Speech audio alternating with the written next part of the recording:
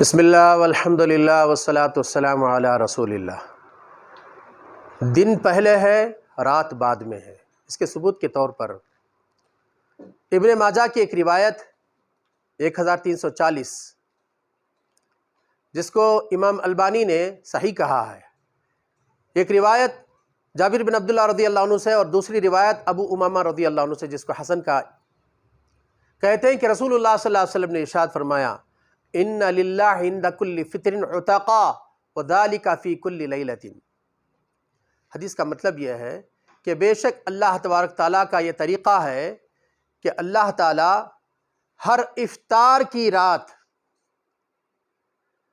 روزے داروں کو جہنم کی آگ سے آزاد کرتے ہیں،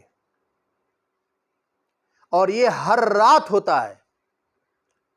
یعنی کہ اس حدیث سے ثابت ہوا اللہ کے رسول صلی اللہ علیہ وسلم نے ارشاد جو فرمایا ہے کہ اللہ تبارک تعالیٰ روزہ داروں کو افطار کے وقت جہنم کی آگ سے آزاد کرتے ہیں، اور یہ ہر رات چلتا ہے۔ یہ تو ذرا سوچئے، پہلی رات جس وقت چاند نظر آ گیا بلکہ تراویح پڑھے آپ، صوموا لرؤیتہ آیا ہے، قوموا لرؤیتہ کہاں آیا ہے؟ یعنی کہ چاند دیکھنے کے بعد، چاند دیکھنے کی وجہ سے روزہ رکھو کہا گیا ہے، قیام کا ذکر کہاں ہے؟ تو اس حدیث سے بھی ثابت ہوتا ہے کہ رسول اللہ صلی اللہ علیہ وسلم جو بتایا ہے کہ اللہ تعالیٰ افطار کے وقت پر روزہ داروں کو جہنم کی آگ سے آزاد کرتے ہیں، اور یہ ہر رات ہوتا ہے۔ یعنی کہ صیام پہلے ہیں، قیام بعد میں ہے، یعنی کہ روزے پہلے ہیں، بعد میں قیام بعد میں ہے۔ اس کا ذکر اللہ تبارک تعالیٰ نے حدیث میں بھی، قرآن کے اندر بھی اس کا بیان کیا، جیسا کہ دیکھیے احل لکم لیلۃ الصیام الرفث الی نسائکم، سورہ بقرہ کی آیت کریمہ ہے، آیت نمبر 187۔ حلال کیا گیا تمہارے لیے رمضان کے روزے کی راتوں میں اپنی عورتوں کے ساتھ رفث کو، یعنی کہ روزہ رکھے ہیں اس کے بعد والی رات مردوں روزے داروں کے لیے، روزہ افطار کرنے کے بعد روزے کی رات اپنی عورتوں سے رفث جائز ہے، کیونکہ رمضان کے روزے کی حالت میں نا جائز نہیں تھا نا، تو روزے کی بعد والی رات کہہ کر اللہ تبارک تعالیٰ نے دن کو پہلے اور رات کو بعد میں بیان کیا ہے۔ اسی طرح بخاری مسلم کی روایتوں میں ہے، حوالہ جات کے لیے آپ کسی بھی ہماری تقریر میں ہمارے داہنے طرف حوالے موجود۔ تو نبی کریم صلی اللہ علیہ وسلم کہتے ہیں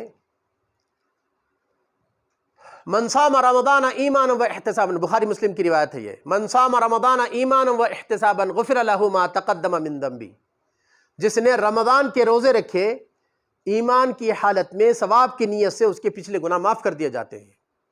پھر اس کے بعد کہتے ہیں ومن قام لیلۃ القدر ایمانا و احتسابا غفر له ما تقدم من ذنبہ، اور جس نے لیلۃ القدر کا قیام کیا ایمان کی حالت میں ثواب کی نیت سے، اس کے پچھلے گناہ معاف کر دیے جاتے ہیں۔ اس حدیث سے بھی ثابت ہو رہا کہ صیام یعنی کہ روزے پہلے ہیں، قیام بعد میں ہیں۔ اس کے ساتھ ایک اور چونکا دینے والی بات، تو اس سال رمضان میں آخری روزے میں، بالکل آخری روزے میں، یعنی کہ رمضان کے آخری روزے میں جہاں پر رمضان ختم ہو جائے گا بعد میں، اس آخری روزے میں سورج گرہن ہونے والا ہے۔ دنیا کے کسی بھی حصے میں سورج گرہن ہو تو اس بات کی نشانی ہے کہ وہ چاند کے مہینے کی وہ آخری دن ہے، وہ چاند کے مہینے کا وہ آخری دن ہے، جس کو ہم اماواس کہتے ہیں، عربی میں اس کو محاق یا کنجنکشن ڈیٹ کہا جائے گا۔ تو اس اعتبار سے یہ باقاعدہ مشاہدے سے، تجربے سے یہ ثابت ہے کہ چاند کی آخری تاریخ پر ہی سورج گرہن ہوگا، کہ سورج گرہن جس دن ہو رہا ہے وہ محاق ہوگا، اماواس ہوگا، چاند کے مہینے کی آخری تاریخ ہوگی۔ دیکھیے اس بار ہو رہا ہے، تو یعنی کہ مطلب یہ ہوگا اماواس صبح سے شروع صبح تک۔ تو چنانچہ اسی لیے یہ بات ہے کہ دن اماواس کا ہوگا اور پھر رات میں چاند نظر نہیں آئے گا مغرب کے بعد. تو اس طرح یہ بھی ایک ثبوت کافی ہے، کیونکہ اللہ کے نبی صلی اللہ علیہ وسلم ارشاد فرماتے ہیں، حوالہ ملاحظہ فرمائیے، ان الشمس والقمر آیتان من آیات اللہ، سورج اور چاند اللہ کی آیتوں میں سے 2 آیتیں ہیں، یخوف اللہ بہما عبادہ، جن کے ذریعے سے اللہ تعالیٰ اپنے بندوں کو ڈراتے ہیں.